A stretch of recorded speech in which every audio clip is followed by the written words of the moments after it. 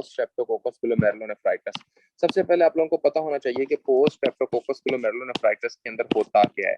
देखिए बच्चों, post Streptococcus glomerulonephritis के अंदर जो बातें इंपॉर्टेंट हैं, क्योंकि हमने तो मेन मेन बातें अपने माइंड में रखनी है कि कौन सी बातें इंपॉर्टेंट है जो एग्जाम के लिहाज से पूछी जाती हैं, जो आप लोगों को पता होनी चाहिए।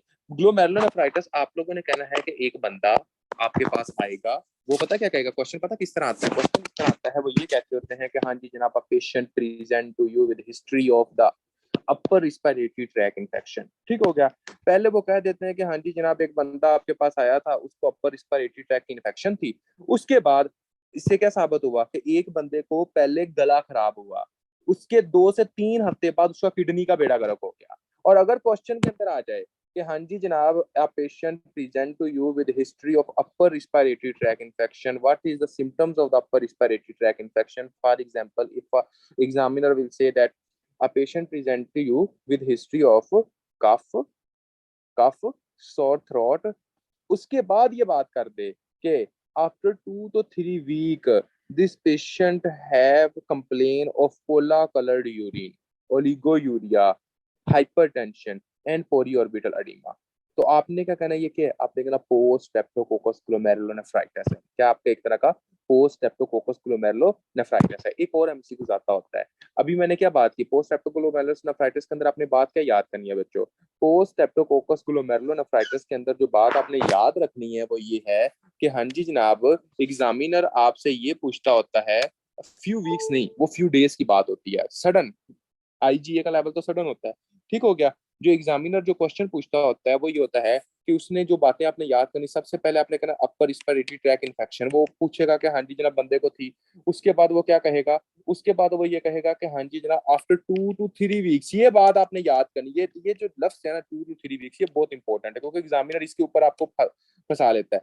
वो इस तरह कि कुछ ऐसे डिसऑर्डर्स होते हैं जिसको अपर रिस्पिरेटरी ट्रैक इन्फेक्शन भी होती है, लेकिन 2 से 3 दिन बाद वो हिस्ट्री और आ जाती है। ठीक है, 2 से 3 दिन वाली जो हिस्ट्री होगी वो और होगी, 2 से 3 वीक की हिस्ट्री और होगी। तो ये बात आपने याद रखनी है। ठीक है बच्चों। तो उसके बाद वो क्या कहता है, एग्जामिनर क्या देता है कि हाँ जी जनाब, आपको इसके बाद जो होता है वो ये है कि आपके साथ एक तरह का किडनी की इन्फेक्शन होगी। जब बच्चों किडनी की इन्फेक्शन होगी तो उस वक्त क्या होता है, ये पेशेंट जब हमारे पास आता है तो पहले उसको अपर रिस्पिरेटरी ट्रैक इन्फेक्शन होता है, फिर उसके बाद उसका किडनी इन्वॉल्व होता है। किडनी जब इन्वॉल्व होता है तो क्या होगा, आपका रेड ब्लड सेल कास्ट होगा। ये तो आप सबको पता है कि आरबीसी कास्ट तो होना ही होना है, नंबर 1। उसके बाद क्या होगा, वही नेफ्रीटिक वाले फीचर्स। नेफ्रीटिक के फीचर्स क्या थे, शाबाश जल्दी बताएं, वो हमने इधर डालने हैं। नेफ्रीटिक के फीचर्स क्या थे बच्चे, जो अगर आपसे कोई बंदा पूछे कि हाँ जी जनाब वो डिजीजेस नेफ्रीटिक से फीचर्स क्या होने चाहिए, रेड ब्लड का कास्ट होना चाहिए, एजोटीमिया होना चाहिए, ओलिगोयूरिया होना चाहिए, उसके बाद जनाब प्रोटीन यूरिया होना चाहिए, उसके बाद क्या होना चाहिए इसमें, कोला कलर यूरिन। लेकिन ये उसका नहीं, ये cola colour urine main feature किसका है, आपका post Streptococcus glomerulonephritis, the main feature of the post Streptococcus glomerulonephritis. Very important MCQ. ठीक हो गया बच्चों, जो आपने याद रखना है। उसके बाद दूसरी बात आपने याद करनी है, वो क्या, पोस्ट स्ट्रेप्टोकोकस ग्लोमेरुलोनेफ्राइटिस का जो पेशेंट होता है बच्चों, उसके अंदर कौन सा पैथोजन है, पैथोजन का नाम क्या, आपने कहा group A beta haemolytic streptococci. कौन सा है आपका, group A beta haemolytic streptococci. ये आपने याद करना है कि ये वाला जो पैथोजन होता है जो कि इन्वॉल्व होता है, ये आपने इंपॉर्टेंट, ये भी एमसीक्यू का पार्ट होता है जो आप लोगों को पता होना चाहिए। ठीक है, अगर क्वेश्चन आ जाता है, अब मैं दोबारा लिखता हूँ, a patient present to you with history of cough, sore throat after 2 to 3 weeks. This patient present again with complaint of periorbital edema and facial puffiness. ठीक हो गया, periorbital edema, facial puffiness, oliguria, hypertension and cola color urine. What is your diagnosis? क्या answer लगाओगे, शाबाश, post Streptococcus glomerulonephritis. Which of following pathogen is the cause of this disease? आपने क्या बताना है, group A beta haemolytic streptococci. ठीक होगा बच्चों। उसके बाद ये क्या है, ये बेसिकली आपकी ऑटोइम्यून डिजीज होती है। आपने ये कहना है कि जिस तरह का स्ट्रेप्टोकोकाई होता है ना, इस तरह का सेम टू सेम जो है वो जनाब हमारा जो जिस्म होता है उसके अंदर सेल्स बने हुए होते हैं, जो एंटीबॉडीज होती हैं वो हमारे जिस्म के ऊपर ही सेल्स के ऊपर अटैक करना शुरू कर देती होती हैं। तो हम ट्रीटमेंट में क्या देंगे, इसका ट्रीटमेंट सपोर्टिव होता है, स्टीराइड्स देते हैं, वरना ट्रीटमेंट के अंदर जो होता है वो जनाब हमने क्या करना होता है, एक तरह का रेनल ट्रांसप्लांट करना होता है। जब आप बायोप्सी करते हो तो उसके अंदर आपको क्या मिलता है, आपने पता क्या है ना, सब एपिथेलियल हार्म्स।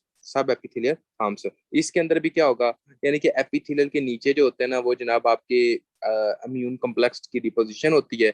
जब हम वैसे एपिथेलियल को देखते हैं तो हमें जो ना वो एक तरह का डेंस मिलती है, हमें जो होते हैं वो जनाब बड़ी सी मिलती है, जैसे कि वाइट सी बड़ी सी हमें ये बेसमेंट मेम्ब्रेन मिलती होती है। ठीक है, ये आपने याद करना बच्चों।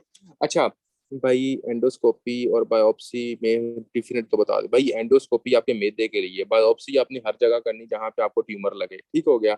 एंडोस्कोपी जो है वो एक डिफरेंट फीचर है जो गैस्ट्रो के लिए यूज होता है और कहीं नहीं।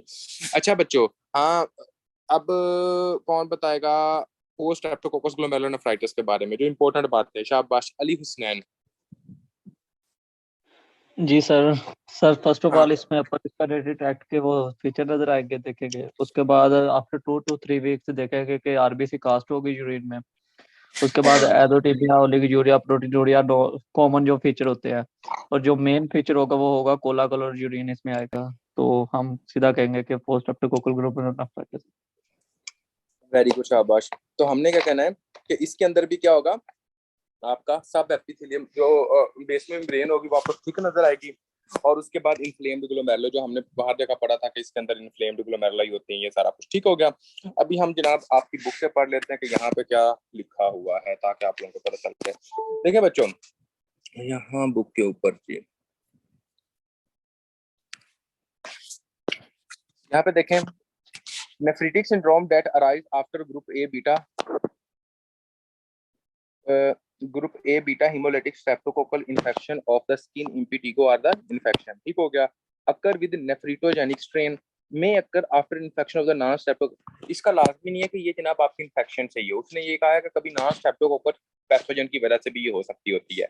अब यहाँ पे ये देखें, ये वाली बात, present 2 to 3 week after infection as a haematuria cola colour. ये कोला कलर यूरिन है, ये इंपॉर्टेंट। और यूरिया आपको पता है, ये तो बात की बातें हैं जो हमने नेफ्रिटिक के अंदर पढ़ी है, मैं अभी इसके ऊपर टाइम नहीं वेस्ट करना। Usually seen in children but may occur in adult. उसके हाइपर सेलुलर इन्फ्लेम्ड ग्लोमेरुलोनेफ्रिटिक के अंदर क्या होता है, आप ये साल पहले जो पिछली बातें नेफ्रिटिक के अंदर आनी आनी वो तो आपने लगानी लगानी है, उसके अंदर तो कोई नई चीज नहीं है।